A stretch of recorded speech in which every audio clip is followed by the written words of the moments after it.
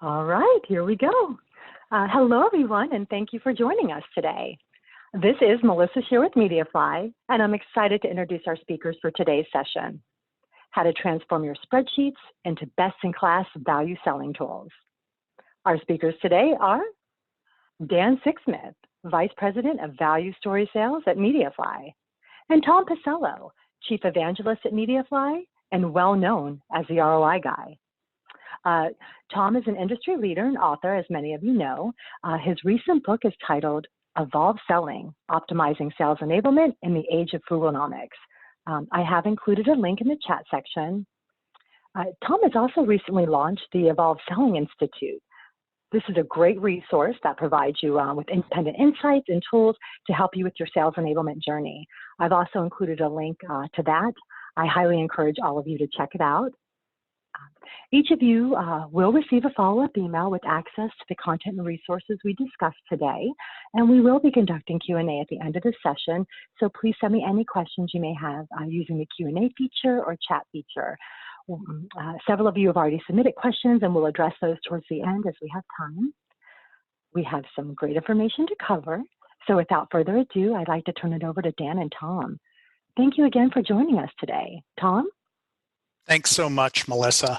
So first, we wanted to talk a little bit about your Excel-based spreadsheets. Many of you may not be aware of all of these types of spreadsheets that your sellers are using, and it would be really good to take an inventory of the sales team just to figure out all of these potential assets that could be turned into interactive tools. On the ideas front, where buyers are looking to come up with ideas for projects, ideas for challenges that they should be addressing, we have spreadsheets that are discovery tools and maturity assessments that your sellers may be using. Discovery tools would be programmable questions that they need to ask the prospects. Maturity assessments would be surveys about where the current practices are for various buyers, where they are in their capability and maturity, and ultimately where that you can take them. When it comes to exploration, where buyers are exploring potential solution options, your sellers might be using, and you might have created for them, things like solution finders, ways for them to find solutions, and also various pricing tools, tools that will help them to configure and price the solutions and proposals. When it comes to ultimately evaluating what solution is the best, you and your team might have created, and your sellers might be using, various ROI calculators. When it comes to selection, where your buyer has to figure out what solution is the best, the most cost-effective, the most advantageous for them, we have TCO calculators. And when it comes to renewal, your customer success organization might have created tracking for success metrics and realized ROI spreadsheets. So you can see that across the spectrum of the buyer's journey, there may be different assets within your organization that you have created or that your sellers are using. And these are spreadsheet-based assets that are very useful for them, but we find that if they're spreadsheets, they often have some pretty serious limitations and constraints and costs that you should be aware of. And we call these the 7 deadly sins, the 7 problems with Excel-based ROI and TCO tools. And the first of those is development and maintenance costs. So when it comes to building these spreadsheets, gosh, I've built thousands in my career. My team has built thousands. We know spreadsheets really, really well. They're incredibly costly to create at times. It takes a lot of effort to get the spreadsheets to do ultimately what you want them to do, the programming of macros, the programming of the different formulas and cells. And oftentimes within your organization, there'll be 1 or 2 people that are designated to kind of build these spreadsheets, and they have this great knowledge of those spreadsheets. They've put in macros, they put in different functions within the spreadsheets, spent countless hours that is usually a part-time job for them. So usually they're taking time out from the field or supporting customers to build these spreadsheets. And then that information gets locked within those one or two people. We often find we're called in after those people have left the organization and they no longer have the skills necessary to kind of keep the spreadsheets up to date or modify them or evolve them. And so we know how much they cost to produce, and then oftentimes there's a risk of the developer leaving the organization and taking the knowledge on how to deal with the macros and deal with the spreadsheet with them. Development maintenance costs much higher than people realize in developing the initial spreadsheet and then keeping it going and evolving. Dan, you want to take the second deadly Sure, Tom. sin with spreadsheets? Yeah, hi everybody. Dan Sexsmith, happy to be with you. And this is a topic that's I'm very passionate about because we deal with it so often with our customers and prospects, and we hear so many of these different issues. One of the big ones that we hear is version control. So if you're using spreadsheets and you're pushing them out to the sales teams, they start making modifications and edits and updates. And before you know it, you have numerous different versions that are flying around, and you start to lose control as a manager in terms of what people are using, what they're actually presenting to customers, which is a big issue. And then secondly is the security, right? So oftentimes these spreadsheets can kind of make their way out of the organization into other potential competitors or other people that you don't want to have access to. And while they could be password protected, those codes are easily cracked. So those are two big issues when we're talking about version control and security that many of our prospects are dealing with spreadsheet usage.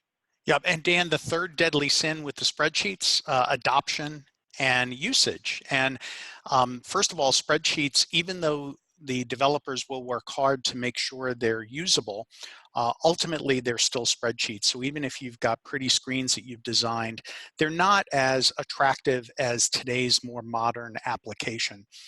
They still tend to be very complex. This is one example of a spreadsheet, and you can kind of see the team work to create some formatting and organize the inputs, but it's still complex. At the end of the day, it is still a spreadsheet, even though you might have fancy macros and you may be hiding and showing, you might have put graphics in.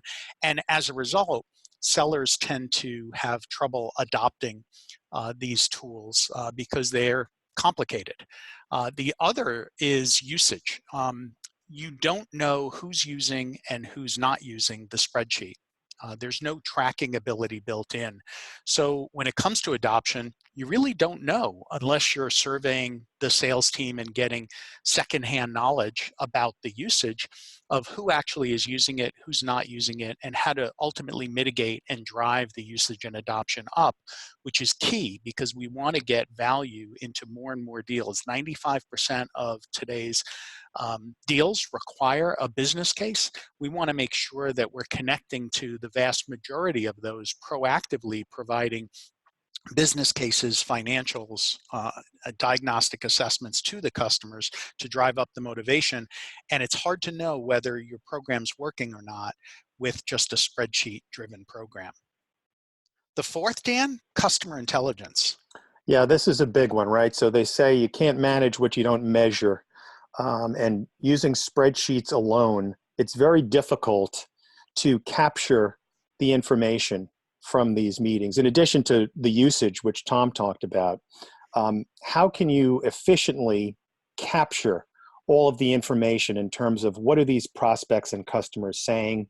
And then, is there really any good way to aggregate this information and know kind of across your customer base or your prospect base, what are these prospects saying and how can you react as an organization? So the spreadsheets come up short in delivering a modern and efficient way of delivering effective customer intelligence and insights.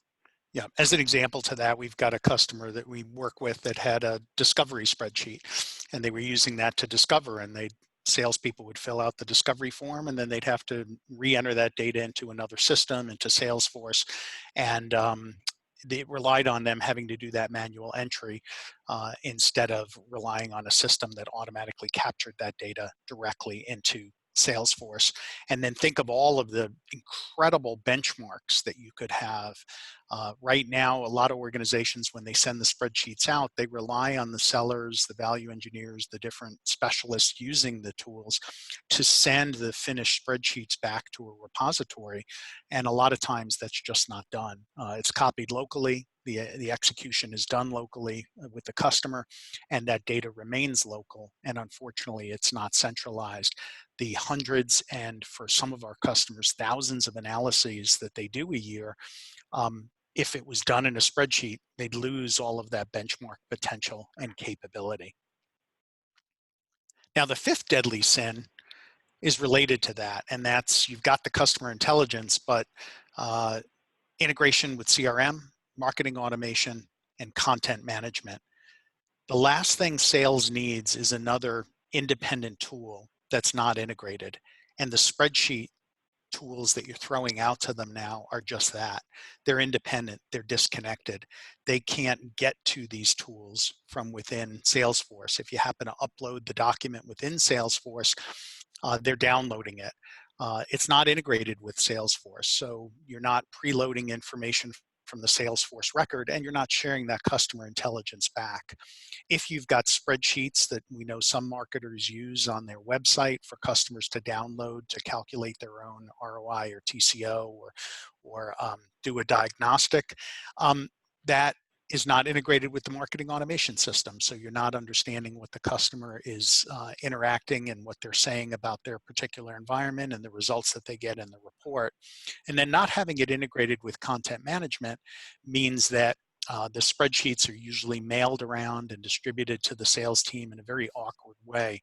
So because these assets are in Excel, and Excel is usually outside of CRM, marketing automation, and content management, that integration isn't as tight as it needs to be, and it is resulting in a proliferation of these independent tools, which we know sellers are already overwhelmed with the amount of tools that they have in their toolkit.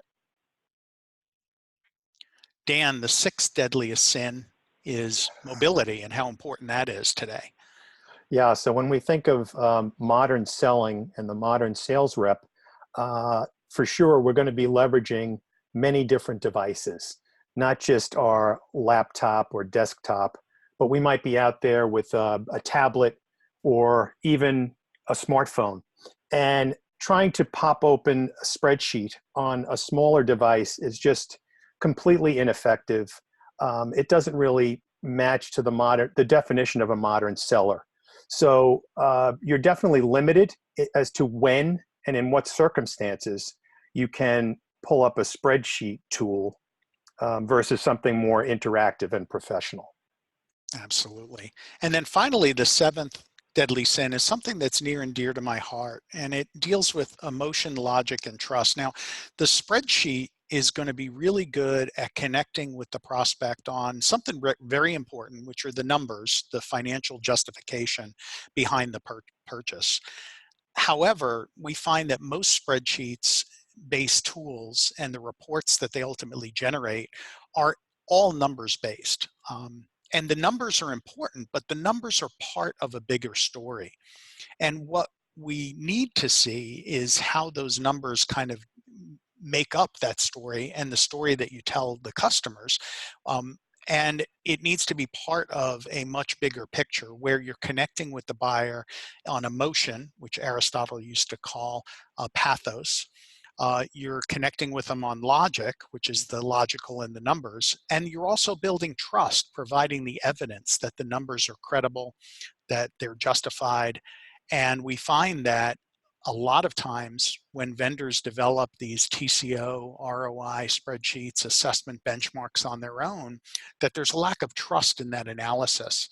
1 in 6 trust an ROI TCO analysis without third-party validation, according to IDC. So it's really important to tell a story, not just have the numbers, but have the numbers be a part of a bigger story. And then also to make sure that the validation and evidence is provided so that the buyers can ultimately trust what you're presenting overall in your business case or in your assessment tools or in your realized ROI analysis. And that is difficult to do in spreadsheet-oriented tools. So what we want to do today now is show you some examples of how we've taken spreadsheets from customers and we've converted them into interactive tools. And the first example we're going to show you is a business value assessment for Octa. We've been working with Octa for the past, almost 4 years now, Dan, Mm-hmm. and have driven some incredible results for them. But thinking back to when we started, they had a spreadsheet that their value engineers were using. And when they would engage with a customer, they would require that the value engineer get engaged. And in that engagement, the value engineer would leverage a spreadsheet. And it was a fairly straightforward spreadsheet. It wasn't that complicated in terms of the number of dimensions or data that was collected. But you can kind of see from the screenshot, and we purposely made it a little bit small so you can't get anything proprietary of what we were provided from Octa. But you can kind of see that the format is very typical of, I'm sure, spreadsheets like what you've created within your own organizations to do ROI and TCO analysis. This one was there to calculate the business value of what Octa can deliver, and Octa provides identity and access management security solutions for enterprises worldwide. Probably one of the most popular single sign-on solution, and now they've expanded to many, many other solutions in their toolkit to provide identity and access management, onboarding management, and other functions within the security realm. And what we did was we work with them, and there's two ways that we can work with customers. One is the way that we worked with Octa is we took that spreadsheet and they had a very specific workflow they wanted to implement for their sellers to use. And the big driver behind the program was to take this spreadsheet and not require a value engineer to go with it, but instead to provide an interactive tool that the sellers could directly use. The value engineers could still engage, but engage on the biggest deals, the ones that really needed that extra consulting oomph. But how do you get, instead of only touching maybe 3%, 5%, 10% of the deals with your value engineering group, and instead of struggling to try to scale that value engineering group while value engineers and consultants remain very scarce and specialized resources, how do we get sellers to very quickly be able to use an interactive tool launched right from Salesforce and use that interactive tool to be able to do an assessment and engage with customers directly? And so I'm going to show you that tool. And this is what the interactive application looks like. So first you collect the company name. You also specify the industry of the organization that you're working with. And based on the industry that I pick, it'll fine-tune some of the metrics that we're going to use in the analysis. I'm also going to put in the country where the organization is primarily located. And then based on the country, it'll automatically select, or region, it'll automatically select the right currency to use from 100 plus currencies. I can then put in how many users are in the environment, both internally and externally. And because Octa is going to work on securing the access for those users, that's why they're asking this as their main questions. And so I'm profiling the customer across some key dimensions of value. And I'm trying to size them for the particular organization. Now, your organization might have different sizing questions up front. Some customers, we collect information about revenue, about inventory, about how many people are managing different pieces. For Octa, their main business value proposition is driven off of how many users you have, internal and external, and then ultimately how many applications do those users access. And one of the other key elements we're going to collect information on for Octa is the roles of who they're engaging with. So here we're going to collect information about there's a business leader involved, security is involved, and an IT director is involved overall in the engagement that we're having with the customer. And the analysis can tune based on the industry, the location, the size of the organization, and the roles that we're talking to. So under the hood, we're going to fine tune the storytelling around the role. We're going to size the business case based on the size of the organization automatically. We're going to scale all of the data and default metrics, very key because customers often don't have access to all of the metrics you need to put together a business case initially. They'll go and do their homework eventually. But in the beginning, in particular, they often don't have all of the information that you need to create it. We're going to want to make some intelligent benchmark assessments and guesses using industry research and metrics, matching the industry and the location, and scale the data accordingly. Now, next, we're going to focus on what are the challenges that the prospect is having. And what we did was we worked with Octa. They didn't have this concept of engaging on challenges initially. We worked with them to look at the spreadsheet they had, and we validated it, making sure it was credible and all the numbers worked and all of the default metrics were using good research. But one of the other things that we helped to do was we helped to enrich the workflow and the engagement process. We advised them that, hey, it's better to engage first on challenges, not just jump into what the solution can do, but explore a little bit around the challenges that you can ultimately solve. In this case, we're going to assess the importance level across the following challenges. So how important are help desk tickets to resolving and addressing? How much are manual application provisioning? How much is that a problem within the organization? What about securing the environment? Managing and consolidating multiple domains? Using HR as a master, so onboarding, and then integrating with development. And then ultimately, we can click on a button that says, see how you compare. And for each one of the challenges that the prospect put in, we're now going to compare in banking and finance with the 25 companies that are in this peer comparison database collected from prior analyses. We're now going to use this to compare against the company that we're talking to. So we can confirm with them that, yep, high manual app provisioning and securing environment, that's also the top 2 highest elements that other banking and finance industry companies are looking to solve. But help desk tickets for password resets and lost URLs, you rated that as a medium priority. Meanwhile, the industry is rating it as the 3rd highest or 2nd highest, tied for 2nd highest. Why is it a lower priority for you? Have you already addressed that? Do you already have a reset application?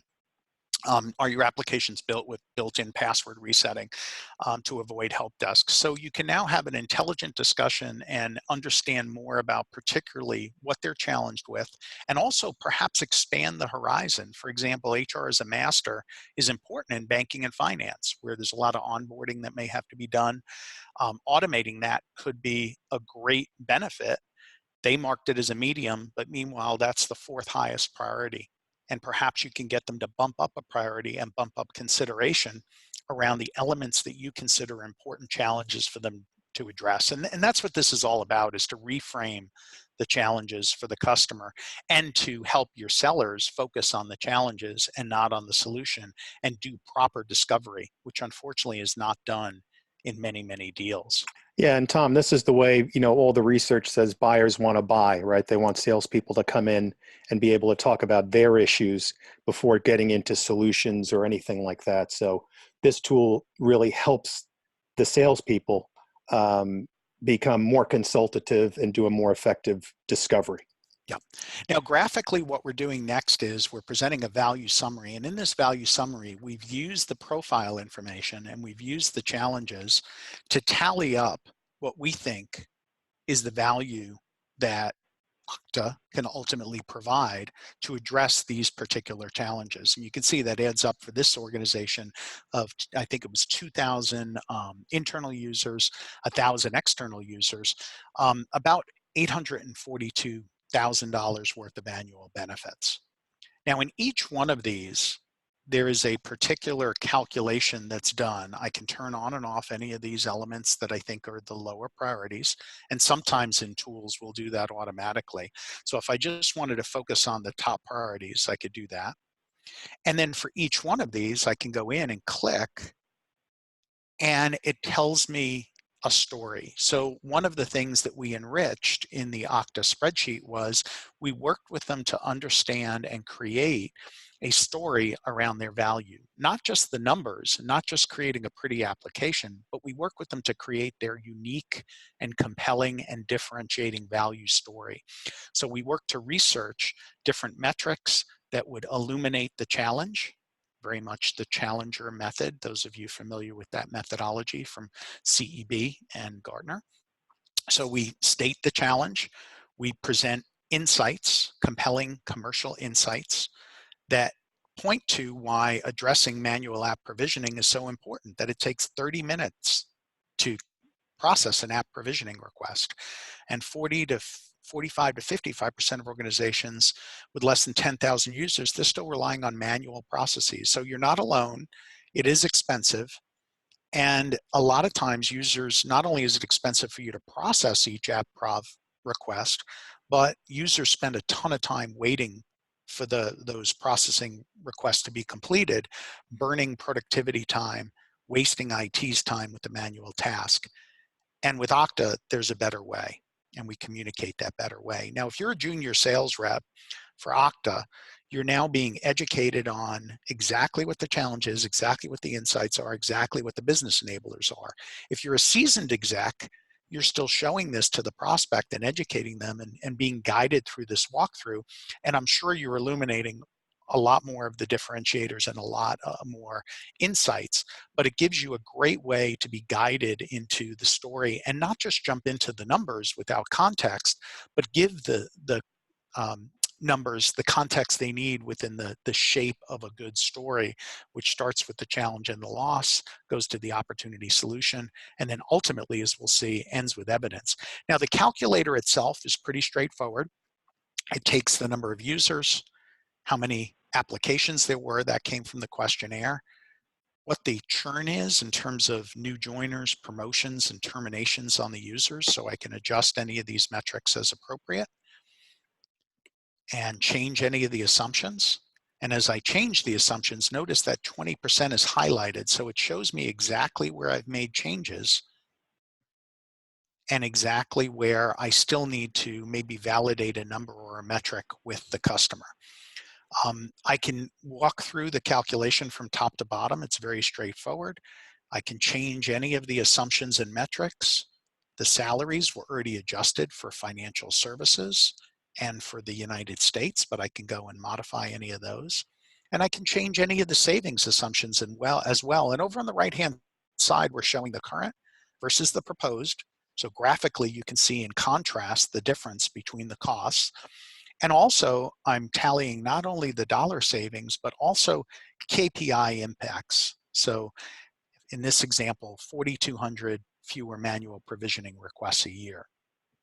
For Octa, we as well included a benchmark so you can see exactly where the company lies with their costs between high and low, as well as the requests. And these benchmarks, again, are collected from the customer intelligence of hundreds of these analyses being run each and every month. So the tool very quickly gets incredibly smart because as it's used, it's collecting data, processing data, and then with an analyst's help and guidance to take the outliers out, republishing that data out to the field. So you now have a incredible database of peer comparison data and benchmark metrics that you can use and show to the customer. And we also have other customers writing research reports from that content.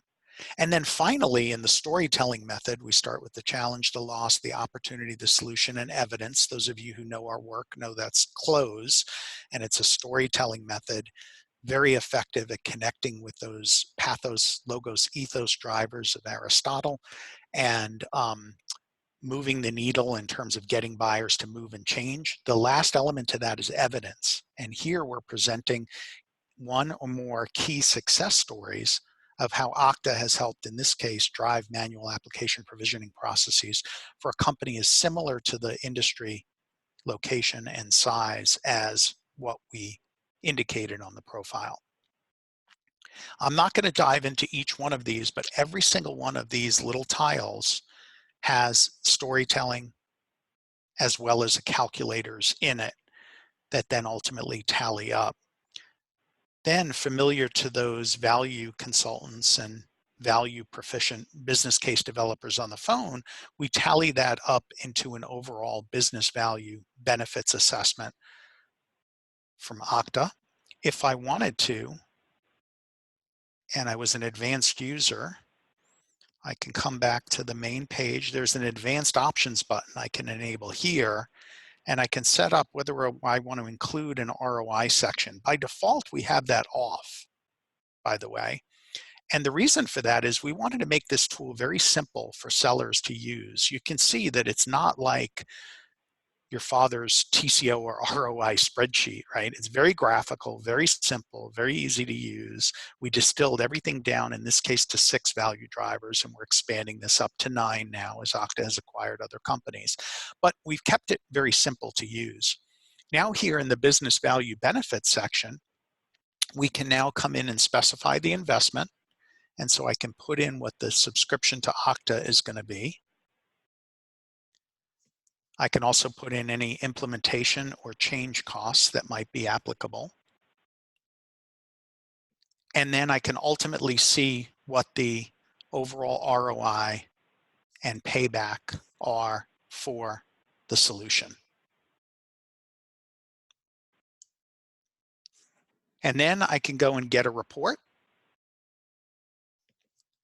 The report can be, in this case, a PowerPoint, a PDF, and we also support Word as well. And what I'll do is I'll generate a PDF version, and I will do it as an email. Oop, let me do it as a download since I'm not connected to email, so I'm going to redo that. And as we're going through, I'll have this report sample, and we can share that with you as part of the sharing of information post the webinar. Yeah, and I think that's really the 8th deadly sin is having a professional report that you could leave behind with the customer. Exactly. Exactly. So there's the PDF. It had to generate the email first because I accidentally hit the email, but let's see, check your downloads to view the report. There's my report. And as it opens up, Octa had a very distinct branding and distinct format that they wanted the report to be in, so we can support those different formats and customizations. They use, instead of producing documents and white papers for customers, almost everything they produce is in a summary kind of PowerPoint format for the customer. So whether they're delivering more of a PowerPoint or even documents that they share with customers, they're in very much an ebook or a PowerPoint format. And you can see here, this is the report where it's going over the basic information that was provided, tells a story around each one of the value elements that they can help address and challenges they can help overcome, includes the success stories, includes the overall business value benefits, cash flow, and then overall a summary of where the metrics came from, pointing to a third party. Now this report is short because if you remember, I only highlighted 2 different value drivers, but that's on purpose. We want them to focus on creating short, powerful, concise reports right around the challenges that the buyer has and focused particularly on those challenges. Now to develop this tool for Octa, we took their spreadsheet, we validated it, we enriched it with the storytelling and the content, and then we created a custom application using our value story platform, a platform designed specifically to take spreadsheets and Word and PowerPoint templates and create custom tools out of it. Today, I'm not going to go through this completely with you, but I wanted to show you a new capability, which is a tool builder, which we've just released. And in fact, this is our own business value assessment tool that I've built using the tool builder application. So we can work with you if you've got a very specific storyboard that you want to produce. Certain business cases are not conducive to being built with a standard builder. We'll work with you to custom build that incredibly powerful custom workflow business value assessment. If you have a little bit more of a standard business case that you want to build, we can use this builder application to build essentially your assessment. And you can use it as well to build your assessment and your ROI analysis. So our tool starts with a profile page where I have the organization name, the location, the overall industry, some questions that I can ask and that I've programmed to be on this profile. In this case, we need to ask about sales revenue, margin, and number of sales reps. Then it presents challenges. And here's some challenges that I filled in, little tip help. So I was able to create these challenges. Key inputs, so I was able to create a questionnaire. And then benefit scope, I was able to create all of these different benefits. And how do I do that? Well, the whole tool is created with this special tool builder button. Now, the tool builder button is only available to authors, and you're able to provide licenses to special authors within your organization so they can create the business value tool for you, and then they can also maintain that tool all on their own. They don't need us, although we can certainly help you get started. Now, using Tool Builder, I can click on that, and I can set up different parameters. So I can choose what elements of different pages and features I want to have in the tool.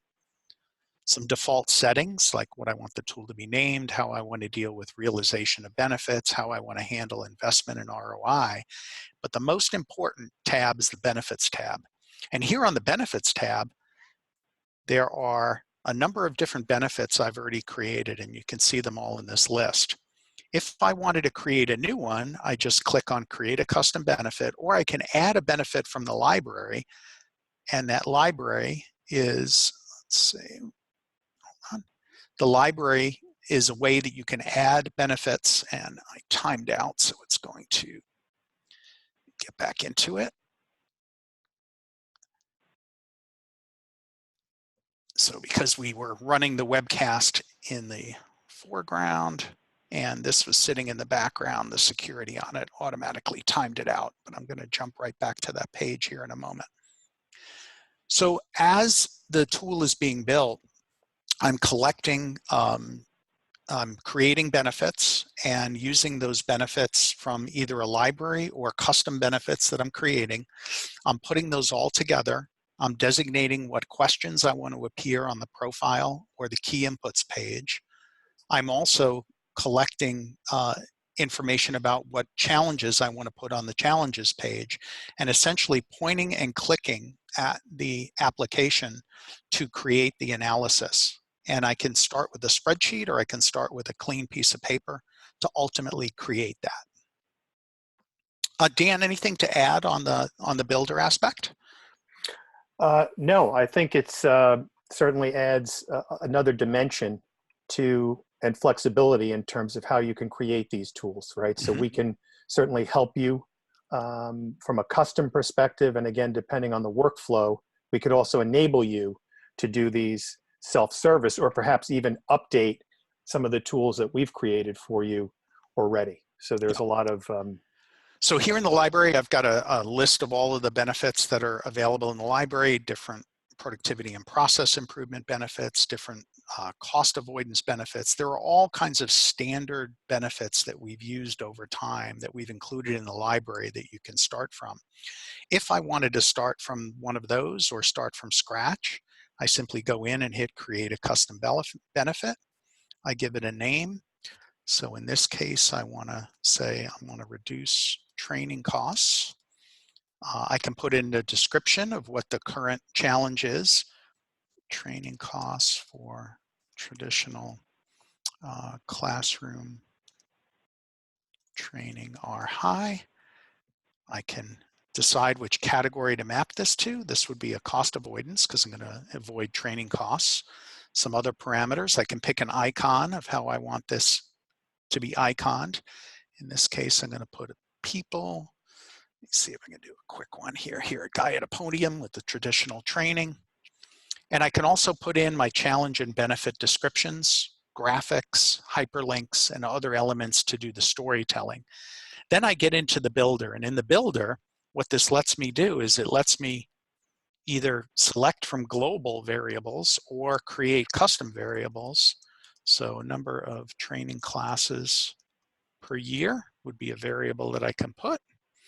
I pick kind of what number I want it to be, and I put in how many classes there are, either a formula or a value. I can add additional rows, I can specify the formula, and overall I can then preview the calculator. Now we have a very short amount of time today, so I'm just showing you this quickly. Let me show you what one of them looks like when they're built, like get your content distributed and used at the right time in the right ways. It described the challenge, it describes the benefits, and check out the cool calculator that got built. And again, all of this was built with that same pointing and clicking that I just did prior. Once you've built out all of your benefits, you can designate what appears on the key inputs page, what appears on the challenges page, and you can see they're all organized. And then it also creates your cash flow page. There's an ability to enter an investment and then also have an ROI page, and the investment page is here. So I can put in licensing cost, customization cost, I can edit these, and I can also add investments on this page as a user. So you can see that not only is it a builder, but the tools that it creates are sales ready. They're not, again, your father's ROI or TCO, very complicated or complex. They're very, the experience for the users is dramatic, it's fun, it's simple. It's not like traditional ROI or TCO tools. It starts with challenges, it does the storytelling, and all on the back end is the customer intelligence database, Salesforce integration, and more. So again, just wanted to preview that to you. So two methods that we can help you engage with. We can take a spreadsheet and custom work with you to develop it using our value story platform into a custom diagnostic assessment, ROI calculator, TCO calculator, realized ROI, or we can leverage Tool Builder. If it's a standard return on investment realized ROI case, we can use the Tool Builder to point and click and create that tool, either you doing it yourself or us helping you and then handing you the keys, and then you maintain it over time.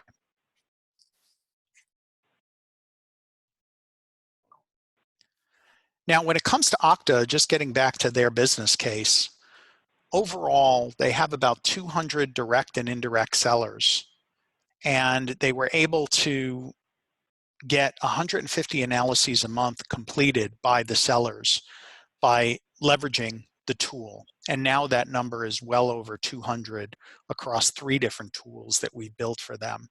They also develop over 100 automatic marketing analyses generated each month by using a feature in the tool called campaign mode, where you can feed in account-based marketing information and automatically have analyses generated using the tool and sent to customers proactively. And I've got an interview on the Evolve Selling Institute with Zach Rickenbach.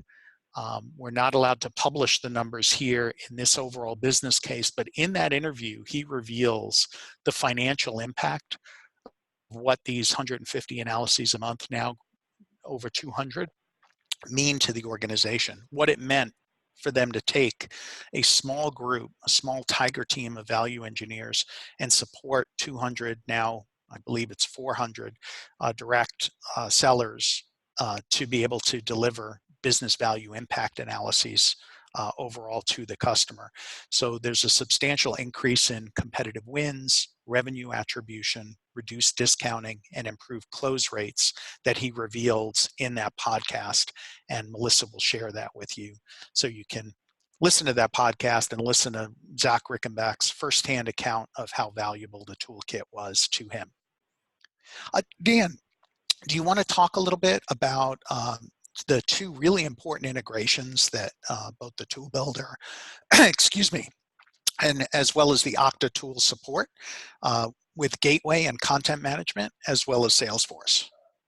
Yeah, absolutely, Tom. So a couple of very important integrations. First is integrating with Salesforce, where your reps will be able to access the tool right out of the CRM, where they're spending all their time to begin with. So right off the bat, it's going to drive better adoption just from that mere fact. And then from there, they'll be able to launch the tool, leverage it with customers, and then be able to collect whatever information from the tool can then be pushed into the opportunity with Salesforce.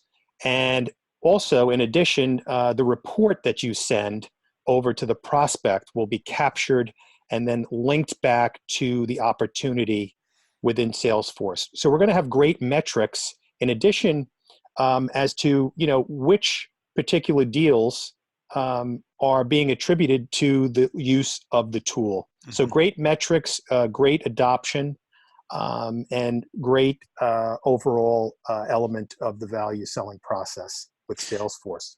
Now, when it comes to the content management integration, which is in the upper left-hand corner, you can see this is an analysis, and there's a couple of case studies listed. We are able to leverage Mediafly's content management platform and a small version of that that's included in every value sales tool. And as a seller, you will be guided to relevant content. In this case, we're guiding the seller to the exact relevant success stories that they need to provide the evidence for the business case based on the industry that they pick, or the location, or the size, or any number of different pivot point factors. As well, we can serve up sales readiness to train the sellers on how to use the value selling tools. We can provide product information that's filtered based on the scope of the challenges or the solution set that the prospect is interested in, that the seller has to share. Using the gateway solution, which is what's shown in the upper left, not only can I prepare an analysis report for the customer, an ROI analysis, but I can combine it with this additional material, product information, proposal, case studies, and I can create a collection. I can send that collection to a customer and track the consumption. Not only track the consumption of which content did they interact with. So did they interact with the assessment report? Did they interact with the business case? Did they interact with this one or two of the success stories? Did they share it? Not only that, but we have page level visibility. So I can also tell exactly what pages they spent the most time on, or which documents they didn't ultimately open and leverage. Dan, I know you use that a lot in your engagements when you create collections for customers. You want to talk to us a little bit about that? Yeah, it really is tremendous. I use it all the time. I'll send out reports. I'll send out content for meetings. I'll send out even proposals. And the level of intelligence that it provides me in terms of how engaged these prospects really are is tremendous, and when they're engaging. So I can know exactly how engaged the group is after I meet with them based on the amount of activity that they're showing on each of these pieces of content. In addition, perhaps if a prospect might go cold over a short period of time, I'll also be notified when they re-engage with this piece of content. So it provides me in sales and our team with a great level of intelligence, and it really helps us know when to and how to re-engage based on what they're looking at and how often they're looking at it, whether they're downloading it or sharing it. So it's been a tremendous benefit to me and some of the other reps. Absolutely. So one of the things we'd like to offer the participants in this webinar is a free design workshop. So Melissa is our host for today's session. So she's available. You can just chat with her and or email her at her email listed. And we'd love to set up a free design workshop for you. What we do in that workshop is we'll take a look at the spreadsheet you have, not too different than what we did with Octa. We'll have some suggestions for you on different ways that we could support different workflow ideas, different enrichment that can occur. And then we'll decide on the path based on the workflow. If it's incredibly customized, like we were working with a customer past couple of days that had kind of a funnel, and it was this cascading value model. And it wouldn't really represent itself very well in the standard business case and really wasn't a good candidate for tool builder, but a custom interface that shows that cascading value visually would be incredibly stunning for the sellers to use and unfold the story dramatically and dynamically with customers. So putting together a prototype for them of exactly how that would look. And so in the workshop, we'll work to review your spreadsheet, validate it, enrich it, and then ultimately, if it's a custom tool, we'll come up with a prototype of what that would look like, a visual prototype of what a custom tool would look like, and visually how that would be represented. Now, if it is more of a standard workflow, a standard type business case where it has discrete value drivers, discrete challenges you're solving for the buyer, we will, in that design workshop, build the tool right with you. So we'll pull up Tool Builder, we'll leverage the incredibly rich library of pre-existing, pre-built benefits. We'll create custom ones as we need to for you. We'll assemble that all into a tool and then hand you the keys and have you try it out. See what impact you can have using that tool on customers. Show it to different salespeople and stakeholders. And so out of this free design workshop, depending on the path, you'll either have a great visualization of what your interactive tool could look like on a custom basis, or if it's standard, actually have a working tool that we come out with and hand you the keys to that working tool. So I know I've seen the chat flashing. I haven't been able to look at it myself. So Melissa, I'm going to turn it over to you so we can get you to ask away on the questions that have been coming in. We have a ton of questions, so thanks everyone. I can tell you now we're not going to have time to address all of them, and we can maybe go over a couple minutes, but we will follow up definitely via email. Also, I've been shooting a lot of information in the chat. If you have any questions at all, just simply send me an email. It's just mshear@mediafly.com, SCHERER. It's in the chat. Put a ton of stuff in there. Also, just the Evolved Selling. I can't stress enough what a great resource that is. It's simply evolvedselling.com. Again, it's in the chat. But if you go right up there on the front page, Zach Rickenberg of Octa, his podcast. Rickenback, sorry, yeah. of Octa. Yeah, I'm not looking at it right now. So that's okay. But it's right there on the front page, just evolvedselling.com. So lots of questions. The first one, I will go ahead. This one, I think, would be a good one for Dan. Where in the sales cycle are ROI and TCO tools most effective? Yeah, thanks, Melissa. And if you recall one of the earlier slides that Tom presented, it's really excellent throughout the buyer's journey, from particularly the tools we create, from early stage awareness building, demand generation, moving through, and Tom's putting them back up here, moving through early stage exploration and evaluation, with now the sales team getting involved. Later on, when you're kind of going head to head against a competitor, you've got TCO tools that we use. And then a growing area, and one that is getting a lot of attention, is on renewals, right? How do we get those customers to come back and renew? How do we demonstrate the value that they've currently realized? And then how do we show them the value in perhaps additional solutions in the organization? So a full suite of tools end to end throughout the whole buyer's journey. Absolutely. And in the interview with Zach Rickenback, we also talk about that renewal piece, that realized ROI, and talk a lot about the program he's put in place there.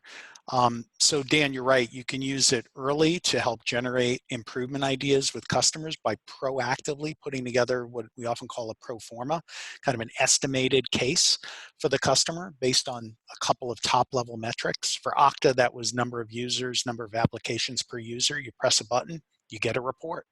Now the report's not going to be perfect for that customer. It'll be close. And then you can take them through that case when you're exploring and evaluating solutions.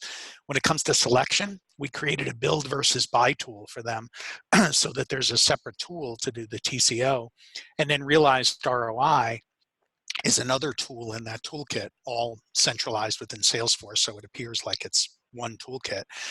But in the realized ROI, it won't only evaluate what ROI got generated from the solutions that are in place, but it'll actually project if you got better adoption and use of the tool, of the Octa solution within the organization. Here's the incremental benefit you could have based on who's using it and who's not. And then also if you went and bought other solutions within the portfolio, what the additional value is. So it automatically creates for the customer success rep not only the ROI of what was actually delivered from what's been adopted and implemented, but a gap analysis of what the value is of better adoption and what the value is of implementing other Octa solutions, all selling based on the actual realized value. So throughout the buyer's journey is definitely the case for these tools. Great, great. Thanks so much. And there were a couple other questions similar to that. So let me move on to the next one because I think this is a great question. Is there a way to build an ROI tool for ROI that is strategic and not tangible? I can handle that one. Since I'm the ROI guy and we mostly get involved in cases that can be quantified, we really try to quantify as much as possible. You know, the cost of doing nothing is a big motivator. The value of change is a big motivator. So usually there are ways where you can almost always find ways to quantify. However, there are certainly pieces of the puzzle that are strategic, whether you're quantifying or not. And we've worked with a few different companies where we've just created what we call kind of strategic discovery and alignment tools.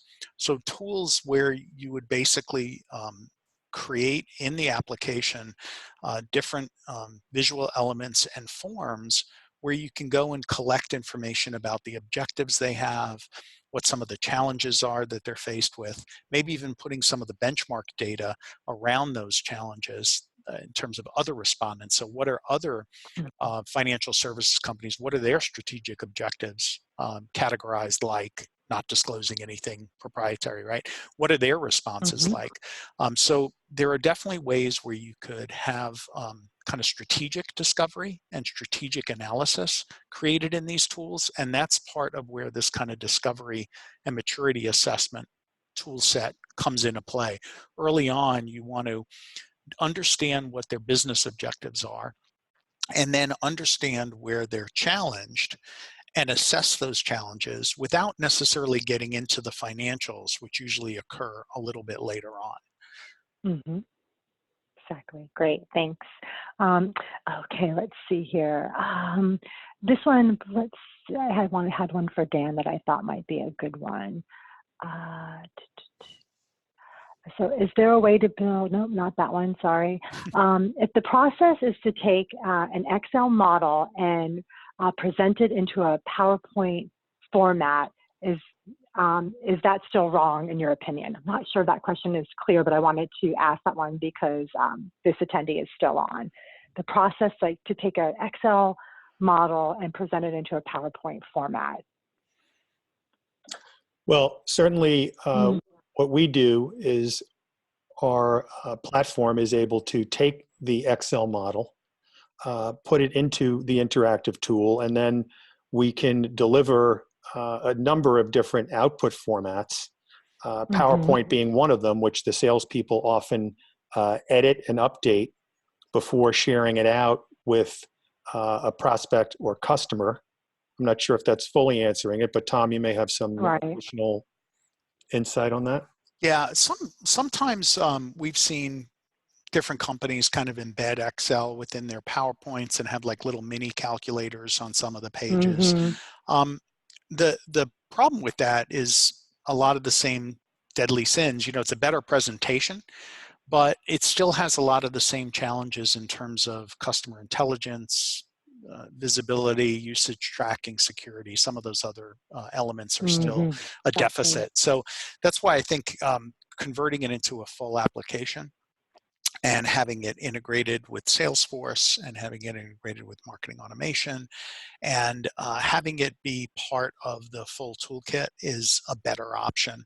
Although certainly by embedding it in PowerPoint, we've seen improvements in the user experience. It still has a lot of the same challenges. So we're definitely advocates of turning it into, and with these two different capabilities and paths that you can take, very easily turning it into an application on your own with Tool Builder would be a great route where at a press of a button you can create a PowerPoint output out of it that is a lot more powerful, credible, and intelligent and integrated. Exactly. I know we're at the top of the hour. I have one question because I think this one is a really good one. And this one might be good for you, Dan. Have self-service web calculators been effective? And I want to scream yes. But Dan, I'll let you address that. Well, it's a big part of what we do. And we do a variety of interactive assets for demand generation and self-service. We do assessment tools, or we call them challenge tools, which are very effective in engaging prospects with personalized content. And we do also, mini little calculators or ROI teaser type tools that, again, tee up the whole value conversation, engage with prospects. And then, we hand those over to the sales team, who then use some of the other tools that are more deep dive. So definitely very much more effective than kind of traditional static assets like white papers and things of that nature. They're great for lead generation and a much higher percentage of conversion there. So, all right. Well, with that said, we're at the top of the hour. I apologize if we didn't get to your questions, but like I said, we will address them via email. If you have any immediate questions for me, or if you have a spreadsheet to share, please feel free to reach out via email. I want to thank you, Tom and Dan, for a really informative session today. And of course, I want to thank everyone who's attended, and I hope everyone has a great day. Thank you, guys. Thank you. Thank you. Thanks, Tom. Bye-bye.